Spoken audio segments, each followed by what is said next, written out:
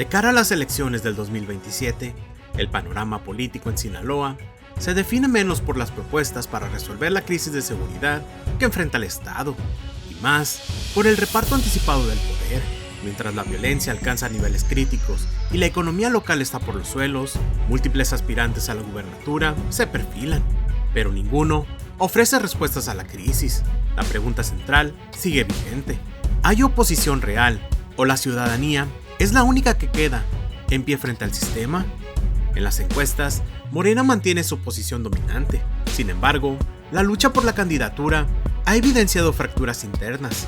4 grupos formados alrededor del partido buscan influir en la selección del próximo candidato: el rochismo, la dirigencia nacional de Morena, el gobierno federal y los aliados electorales del Partido del Trabajo y el Verde Ecologista.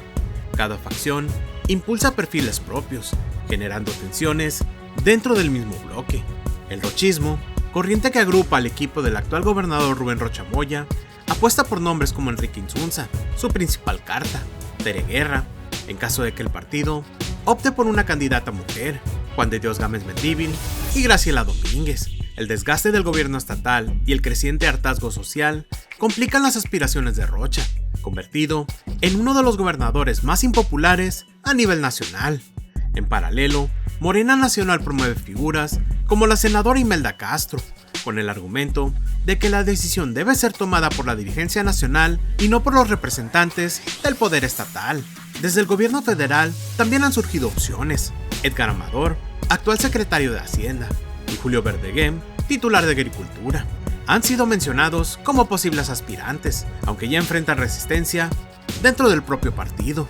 La oposición tradicional, el PRI, PAN y Movimiento Ciudadano, llega ya desarticulada, dividida y con un capital político mermado. El PRI ha mostrado interés en perfiles como Paloma Sánchez, Erika Sánchez, Bernardino Antelo y Mario Zamora Gastelum, este último ex candidato a la gubernatura en el 2021.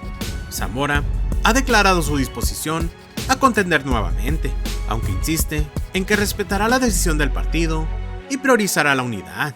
En el PAN, la dirigencia estatal ha expresado apertura a candidaturas ciudadanas. Sin embargo, entre sus posibles cartas mencionan a la exdirigente estatal Roxana Rubio, además de Eduardo Ortiz, Memo Romero y Mingo Vázquez, pero ninguno logra destacar en las mediciones públicas. Movimiento Ciudadano perfila a Sergio Torres y Sergio Esquer, también sin una estructura competitiva clara. La falta de unidad en la oposición y su falta de credibilidad entre la ciudadanía es un problema.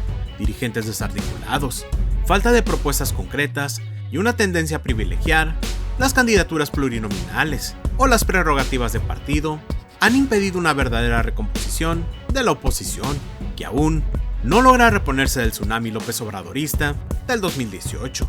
Las posibilidades de construir un frente sólido que dispute el poder a Morena parecen lejanas, salvo que ocurra una reconfiguración inesperada. Todo este contexto electoral ocurre en medio de una crisis profunda. La violencia en Sinaloa se ha intensificado y la economía sinaloense muestra signos alarmantes de deterioro. Entre enero y junio de 2025 se reportaron 1.400 robos a negocios en Sinaloa, un aumento del 62% respecto al mismo periodo del año anterior.